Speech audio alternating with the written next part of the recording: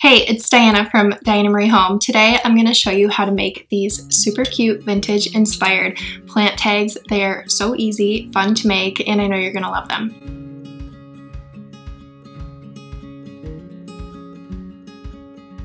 Every year in the spring when I'm starting hundreds of seeds, I always think to myself, I'm definitely going to remember what these are, or I'll buy a plant when, I stop at the local nursery and I plant it and I think I'm going to remember that I'm putting this here.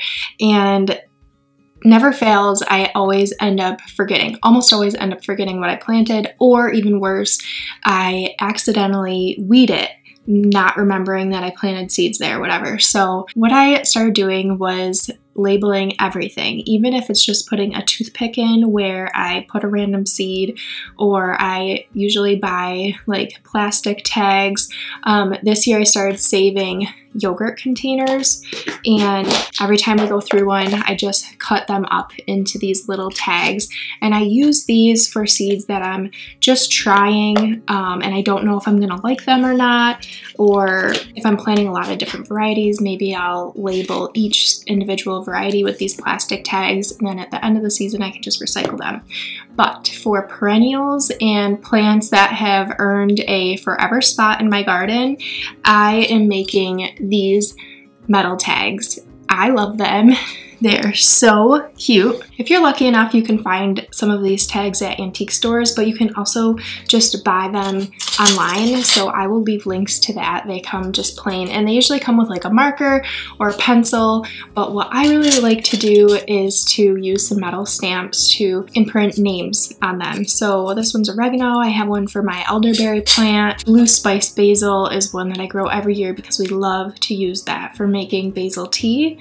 I'll be sharing more about how I do that soon. So just things that I plant every year or perennials. I'm gonna make these tags for just to be able to leave in my garden. So to make these tags, all you need are the metal tags themselves, and I'll link some options for getting these online. You need a metal stamp kit. I use acrylic paint. This is optional, but when I'm done, I like to put acrylic paint in the letters just to make them stand out a little bit more. A hammer, and you're gonna want a scrap piece of wood. Painter's tape or masking tape is optional, but if you want to try to get more of a straight line, that could be helpful. You're also gonna need a piece of paper towel. To start, you just take your tag and put it on your scrap piece of wood, and then you are going to decide what you're going to print. So I like to just write them out on a piece of paper, and that kind of helps me with the spacing. I'm gonna start with poblano pepper, and then you just find all the letters. This is probably the part that takes the longest.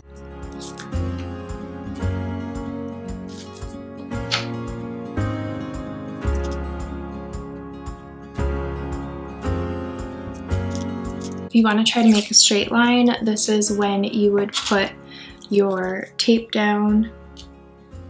I usually skip this step, but I'm sure it's very helpful, so we'll see. And then you want to make sure that the letter lines up so that it's straight, and I just kind of eyeball it to guess where I'm starting.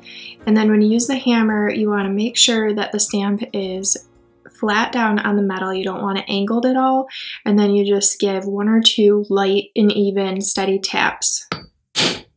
If you hammer too hard, you'll get the circle rim that's around the letter. Not a big deal.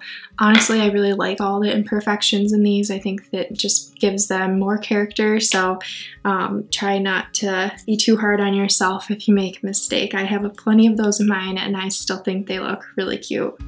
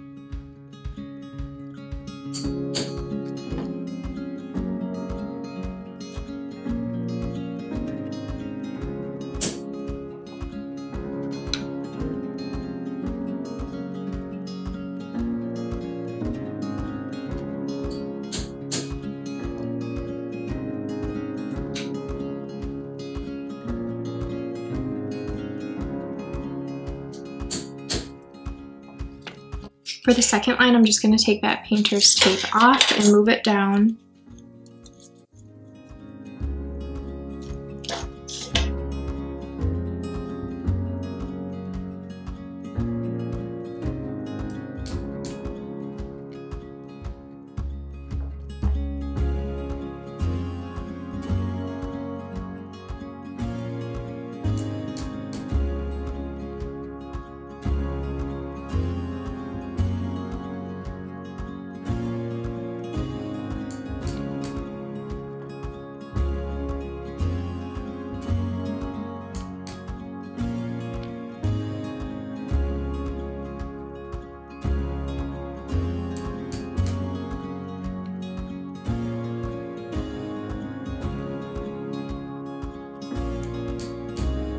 You could definitely just leave it like this, but what I like to do is take just a little bit of black acrylic paint. If you don't have black acrylic paint, you could use a fine point Sharpie marker, and if you have a paintbrush, you can use that to smudge it into all of the letters, or you can just use a piece of paper towel, and you just want to get the paint into the grooves of those letters the best that you can.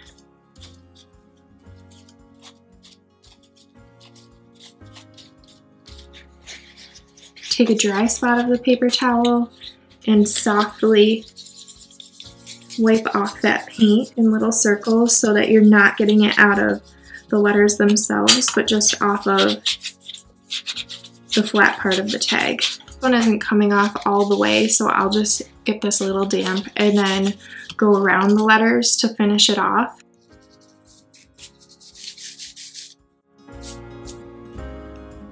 That's it. It's super simple. I really love this project. I will have a blog post linked in the description that will go into further detail about the steps and close-up pictures of how to do this, but I hope this was helpful. Here in upstate New York, it is still really cold, and it's just around the time when I really start getting excited to be out in the garden in warmer weather, and so this is a little project that I'm doing to pass that time and just get really excited for this growing season. Let me know if you try this craft yourself. If you're on Instagram, you can tag me at Diana Marie Home or leave a comment here and let me know what you thought of it. And be sure to check out that blog post for more information on this project and also more information about our fixer-upper DIYs in gardening. I'll see you in the next video.